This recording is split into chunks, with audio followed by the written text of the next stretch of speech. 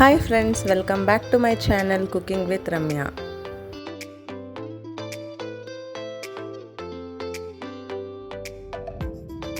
ಮುಂಬೈಯಲ್ಲಿ ತುಂಬಾ ಫೇಮಸ್ ಆದಂಥ ಸ್ಟ್ರೀಟ್ ಫುಡ್ ಅದೇನೆಂದರೆ ಪಾವ್ ಬಜ್ಜಿ. ಪಾವ್ ಬಜ್ಜಿ ರೆಸಿಪಿನ ನಾನಿವತ್ತು ನಿಮ್ಮ ಜೊತೆ ಶೇರ್ ಮಾಡ್ತಾ ಇದ್ದೀನಿ. ಇದು ತುಂಬಾ ಟೇಸ್ಟಿ ಆ್ಯಂಡ್ ಯಮ್ಮಿ ಆಗಿರುತ್ತೆ.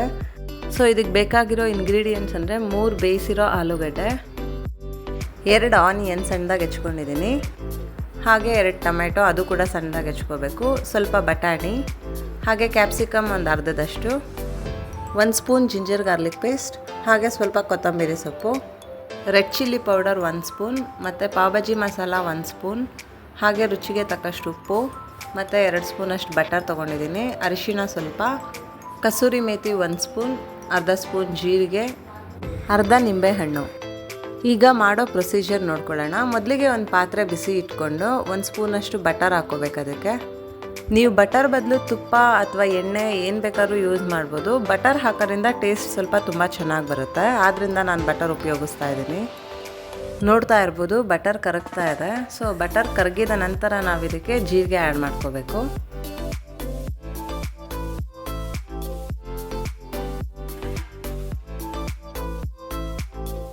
ಈಗ ಅರ್ಧ ಸ್ಪೂನಷ್ಟು ಜೀರಿಗೆ ಹಾಕ್ಕೋತಾ ಇದ್ದೀನಿ. ಜೀರಿಗೆನ ಸ್ವಲ್ಪ ಲೋ ಫ್ಲೇಮಲ್ಲೇ ಫ್ರೈ ಮಾಡ್ಕೋಬೇಕು. ಜೀರಿಗೆ ಸ್ವಲ್ಪ ಫ್ರೈ ಆದ ನಂತರ ನಾವು ಕಟ್ ಮಾಡಿಟ್ಕೊಂಡಿದ್ದಂತಹ ಈರುಳ್ಳಿನ ಹಾಕ್ಕೊಂಡು ಫ್ರೈ ಮಾಡ್ಕೋಬೇಕು.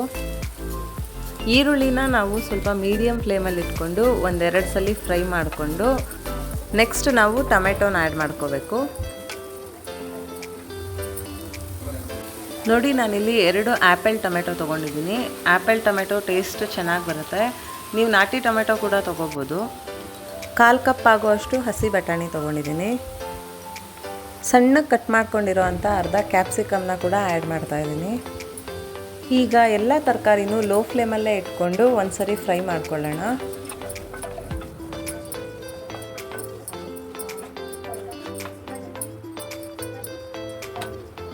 ಈಗ ಆಲ್ರೆಡಿ ಬೇಯಿಸ್ಕೊಂಡಿದ್ದಂತಹ ಆಲೂಗಡ್ಡೆನೂ ಕೂಡ ಇದಕ್ಕೆ ಆ್ಯಡ್ ಮಾಡಿಕೊಂಡು ಒಂದು ಸರಿ ಫ್ರೈ ಮಾಡ್ಕೊಳ್ಳೋಣ. ಸೊ ಮೀಡಿಯಮ್ ಫ್ಲೇಮಲ್ಲೇ ಒಂದು ಸಲ ಫ್ರೈ ಮಾಡಿಕೊಂಡು ಇದನ್ನು 10 ಮಿನಿಟ್ಸ್ ಬೇಯಿಸ್ಕೋಬೇಕು. ಈ ತರಕಾರಿ ಎಲ್ಲ ಬೇಯೋದಕ್ಕೆ 1/4 ಗ್ಲಾಸಷ್ಟು ನೀರನ್ನ ಆ್ಯಡ್ ಮಾಡಿಕೊಂಡು ಬೇಯಿಸ್ಕೊಳ್ಳೋಣ. ಹಾಗೆ ಅರ್ಧದಷ್ಟು ಅಂದರೆ ತರಕಾರಿಗೆ ಎಷ್ಟು ಬೇಕೋ ಅಷ್ಟು ಉಪ್ಪನ್ನು ಕೂಡ ಹಾಕ್ಬಿಟ್ಟು ನಾವು ಲಿಡ್ನ ಕ್ಲೋಸ್ ಮಾಡಿ ಬೇಯೋದಕ್ಕೆ ಬಿಡೋಣ. ಉಪ್ಪು ಹಾಕಿದ ನಂತರ ಒಂದ್ಸಲಿ ಚೆನ್ನಾಗಿ ಮಿಕ್ಸ್ ಮಾಡಿ. ಈಗ ಸಾಲ್ಟ್ ತರಕಾರಿ ಜೊತೆ ಚೆನ್ನಾಗಿ ಮಿಕ್ಸ್ ಆಗಿದೆ. ಸೊ ಈಗ ಲಿಡ್ ಕ್ಲೋಸ್ ಮಾಡೋಣ. ಈಗ 10 ಮಿನಿಟ್ಸ್ ಆಗಿದೆ. ತರಕಾರಿ ಎಲ್ಲ ಸ್ಮೂತಾಗಿ ಬೆಂದಿದೆ.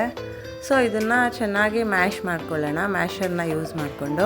ನೀವು ತರಕಾರಿನ ಮ್ಯಾಶ್ ಮಾಡೋ ಟೈಮಲ್ಲಿ ಫ್ಲೇಮ್ ಸ್ವಲ್ಪ ಲೋ ಇಟ್ಕೊಳ್ಳಿ, ಅಥವಾ ನಿಮಗೆ ಕಷ್ಟ ಆಗುತ್ತೆ ಅಂದರೆ ಒಲೆ 1-2 ಮಿನಿಟ್ಸ್ ಆಫ್ ಮಾಡ್ಕೊಂಬಿಡಿ. ತರಕಾರಿ ಚೆನ್ನಾಗಿ ಬೆಂದಿರೋದ್ರಿಂದ ಬೇಗನೆ ಸ್ಮ್ಯಾಶ್ ಆಗುತ್ತೆ. ನೋಡ್ತಾ ಇರ್ಬೋದು ನೀವು, ಸುತ್ತಲೂ ನಾನು ಹೇಗೆ ಸ್ಮ್ಯಾಶ್ ಮಾಡ್ತಾ ಇದ್ದೀನಿ ಅದೇ ರೀತಿಯಲ್ಲಿ ನೀವು ಕೂಡ ಸುತ್ತಲೂ ಕಂಪ್ಲೀಟಾಗಿ ಸ್ಮ್ಯಾಶ್ ಮಾಡ್ಕೊಳ್ಳಿ. ನಾನು ಇದಕ್ಕೆ ತರಕಾರಿಗಳು ಬಟಾಣಿ, ಕ್ಯಾಪ್ಸಿಕಮ್, ಟೊಮೆಟೊ ಮತ್ತು ಈರುಳ್ಳಿನ ಯೂಸ್ ಮಾಡಿದ್ದೀನಿ. ನೀವು ಬೇಕಾದ್ರೆ ಗೋಬಿ, ಕ್ಯಾರೆಟ್ನೂ ಕೂಡ ಇದ್ರ ಜೊತೆ ಯೂಸ್ ಮಾಡ್ಬೋದು. ನೋಡಿ, ಈಗ ತರಕಾರಿ ಎಲ್ಲ ಕಂಪ್ಲೀಟಾಗಿ ಸ್ಮ್ಯಾಶ್ ಆಗಿದೆ. ಸೊ ಇದು ಕಂಪ್ಲೀಟಾಗಿ ಸ್ಮ್ಯಾಶ್ ಆದಮೇಲೆ ನೀವು ಶುಂಠಿ ಬೆಳ್ಳುಳ್ಳಿ ಪೇಸ್ಟ್ನ ಆ್ಯಡ್ ಮಾಡ್ಕೊಳ್ಳಿ. ಹಾಗೆ ಮಸಾಲೆಗಳ್ನೂ ಆ್ಯಡ್ ಮಾಡ್ಕೊಳ್ಳೋಣ. 1 ಸ್ಪೂನಷ್ಟು ನಾನು ಚಿಲ್ಲಿ ಪೌಡರ್ ಹಾಕ್ಕೋತಾ ಇದ್ದೀನಿ, ರೆಡ್ ಚಿಲ್ಲಿ ಪೌಡರ್. ಹಾಗೆ ಪಾವ್ ಬಜ್ಜಿ ಮಸಾಲ, ಅದನ್ನು ಕೂಡ 1 ಸ್ಪೂನಷ್ಟು ಹಾಕ್ಕೊಳ್ಳೋಣ. ಇದು ಎವರೆಸ್ಟ್ ಪಾವ್ ಬಜ್ಜಿ ಮಸಾಲ. ನೀವು ಬೇಕಾದ್ರೆ ಬೇರೆ ಬ್ರ್ಯಾಂಡ್ ಕೂಡ ಯೂಸ್ ಮಾಡ್ಬೋದು. 1/4 ಟೀ ಸ್ಪೂನ್ ಅರಿಶಿನ ಆ್ಯಡ್ ಮಾಡಿದ್ದೀನಿ. ಹಾಗೆ ಫ್ಲೇವರ್ಗೋಸ್ಕರ 1 ಸ್ಪೂನಷ್ಟು ಕಸೂರಿ ಮೇಥಿ ಆ್ಯಡ್ ಮಾಡಿದ್ದೀನಿ. ಈಗ ತರಕಾರಿ ಜೊತೆ ಎಲ್ಲ ಮಸಾಲೆಗಳನ್ನೂ ಚೆನ್ನಾಗಿ ಮಿಕ್ಸ್ ಮಾಡ್ಕೊಳ್ಳೋಣ. ನಾನಿಲ್ಲಿ ಧನಿಯಾ ಪುಡಿ ಹಾಗೆ ಗರಂ ಮಸಾಲ ಏನೂ ಬಳಸಿಲ್ಲ, ಯಾಕಂದರೆ ಪಾವ್ ಬಜ್ಜಿ ಮಸಾಲೆಯಲ್ಲೇ ಎಲ್ಲ ರೀತಿಯ ಮಸಾಲೆಗಳು ಇರೋ ಕಾರಣ ನಾನು ಅದನ್ನೆಲ್ಲ ಬಳಸ್ತಾ ಇಲ್ಲ. ಮಸಾಲೆನೆಲ್ಲ ಚೆನ್ನಾಗಿ ಮಿಕ್ಸ್ ಮಾಡಿದ್ದೀನಿ. ಇದಕ್ಕಿನ್ನೂ ಅರ್ಧ ಗ್ಲಾಸಷ್ಟು ನೀರು ಆ್ಯಡ್ ಮಾಡ್ಕೊಳ್ಳೋಣ. ನೀರು ಹಾಕ್ಕೊಂಡು ಚೆನ್ನಾಗಿ ಒಂದ್ಸಲಿ ಮಿಕ್ಸ್ ಮಾಡ್ಕೊಳ್ಳೋಣ. ಈಗ ಮಸಾಲೆಗಳನ್ನೆಲ್ಲ ಹಾಕಿದಾದ್ಮೇಲೆ ಇನ್ನೊಂದ್ಸಲಿ ನಾವು ಎಲ್ಲನೂ ಒಟ್ಟಿಗೆ ಒಂದ್ಸರಿ ಸ್ಮ್ಯಾಶ್ ಮಾಡ್ಕೋಬೇಕು. ಈಗ ತರಕಾರಿ ಜೊತೆ ಮಸಾಲೆ, ಖಾರ ಎಲ್ಲನೂ ಚೆನ್ನಾಗಿ ಬ್ಲೆಂಡ್ ಆಗ್ತಾ ಇದೆ. ತರಕಾರಿ ಎಲ್ಲ ಮ್ಯಾಶ್ ಆದಮೇಲೆ 2 ಮಿನಿಟ್ಸ್ ಕುದಿಸ್ಕೋಬೇಕು. ಆಗಲೇ ನಾವು ಸಾಲ್ಟ್ ಅರ್ಧದಷ್ಟೇ ಹಾಕ್ಕೊಂಡಿದ್ವಿ. ಸೊ ಉಳಿದಿರೋ ಸಾಲ್ಟ್ನ ಈಗ ಆ್ಯಡ್ ಮಾಡಿಕೊಂಡು ಮಿಕ್ಸ್ ಮಾಡ್ಕೊಳ್ಳೋಣ. ಈಗ ಒಂದು ಅರ್ಧ ಸ್ಪೂನಷ್ಟು ಲೆಮನ್ ಜ್ಯೂಸನ್ನ ಆ್ಯಡ್ ಮಾಡ್ಕೊಳ್ಳೋಣ. ಹಾಗೆ ಅರ್ಧ ಸ್ಪೂನಷ್ಟು ಬಟರ್ ಆ್ಯಡ್ ಮಾಡ್ಕೊಳ್ಳೋಣ. ಇದಂತೂ ಟೇಸ್ಟು ತುಂಬಾ ಚೆನ್ನಾಗಿ ಕೊಡುತ್ತೆ ಲಾಸ್ಟಲ್ಲಿ ಆ್ಯಡ್ ಮಾಡೋದ್ರಿಂದ. ಹಾಗೆ ಸ್ವಲ್ಪ ಕೊತ್ತಂಬರಿ ಸೊಪ್ಪನ್ನು ಸಣ್ಣದಾಗಿ ಕಟ್ ಮಾಡಿಕೊಂಡು ಹಾಕ್ಕೊಳ್ಳೋಣ.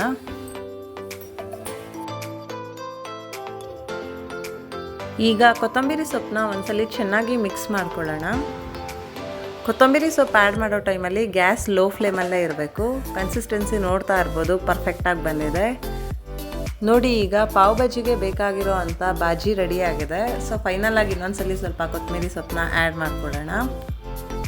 ಈಗ ಬಾಜಿನ ಒಂದು ಸೈಡಲ್ಲಿ ಇಟ್ಕೊಂಡು ಪಾವ್ನ ಸ್ವಲ್ಪ ಬಿಸಿ ಮಾಡಿಕೊಂಡು ರೋಸ್ಟ್ ಮಾಡ್ಕೊಳ್ಳೋಣ ಬಟರ್ ಜೊತೆ. ಇಲ್ಲಿ ನಾನು ಅರ್ಧ ಸ್ಪೂನಷ್ಟು ಬಟರ್ ಹಾಕ್ಕೊಂಡಿದ್ದೀನಿ. ಹಾಗೆ ಪಾವ್ನ ಹೀಗೆ ಮಧ್ಯಕ್ಕೆ ಕಟ್ ಮಾಡ್ಕೋಬೇಕು.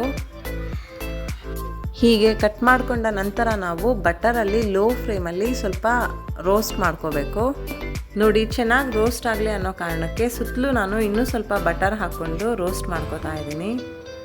ಬಟರ್ ಇಷ್ಟಪಡಲ್ಲ ಅನ್ನೋರು ತುಪ್ಪ ಹಾಕ್ಕೊಂಡು ಕೂಡ ರೋಸ್ಟ್ ಮಾಡ್ಕೋಬೋದು ನೋಡಿ. ಹೀಗೆ ಎರಡೂ ಸೈಡ್ ಲೋ ಫ್ಲೇಮಲ್ಲೇ ಸ್ವಲ್ಪ ರೋಸ್ಟ್ ಮಾಡ್ಕೋಬೇಕು. ಬ್ಯಾಕ್ ಸೈಡಿಗೆ ಕೂಡ ನಾನು ಬಟರ್ ಹಾಕ್ತಾ ಇದ್ದೀನಿ. ನೋಡ್ತಾ ಇರ್ಬೋದು ನೀವು, ಪಾವ್ ಈಗ ಚೆನ್ನಾಗಿ ರೋಸ್ಟ್ ಆಗಿದೆ. ಸೊ ಇದನ್ನು ನಾವು ಫೋಲ್ಡ್ ಮಾಡಿಕೊಂಡು ಒಂದು ಪ್ಲೇಟಿಗೆ ತೆಗೆದಿಟ್ಕೊಳ್ಳೋಣ. ರೋಸ್ಟ್ ಅಂದರೆ ತುಂಬ ಬ್ರೌನ್ ಮಾಡ್ಕೊಳ್ಳೋಕೆ ಹೋಗಬೇಡಿ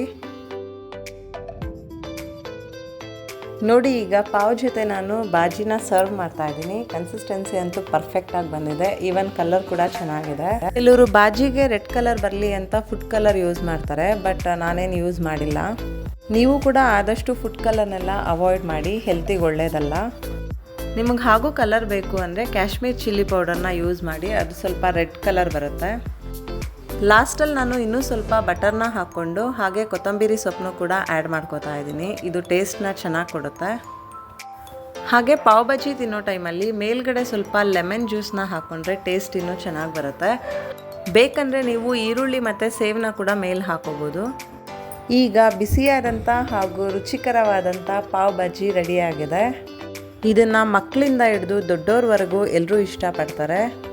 ಇದನ್ನು ಬ್ರೇಕ್ಫಾಸ್ಟ್ಗೆ ಅಥವಾ ಡಿನ್ನರ್ಗೂ ಕೂಡ ನೀವು ಮಾಡ್ಕೋಬೋದು. ನಿಮಗೆ ನನ್ನ ಪಾವ್ ಬಜ್ಜಿ ರೆಸಿಪಿ ಇಷ್ಟವಾದರೆ ನನ್ನ ಚಾನಲ್ಗೆ ಲೈಕ್ ಮಾಡಿ, ಸಬ್ಸ್ಕ್ರೈಬ್ ಮಾಡಿ ಹಾಗೂ ನಿಮ್ಮ ಫ್ರೆಂಡ್ಸ್ ಆ್ಯಂಡ್ ಫ್ಯಾಮಿಲಿ ಜೊತೆ ಶೇರ್ ಮಾಡಿ. ಮುಂದೆ ಒಂದು ಹೊಸ ರೆಸಿಪಿ ಜೊತೆ ಸಿಗೋಣ. ಅಲ್ಲಿವರೆಗೂ take care, have a great day, bye.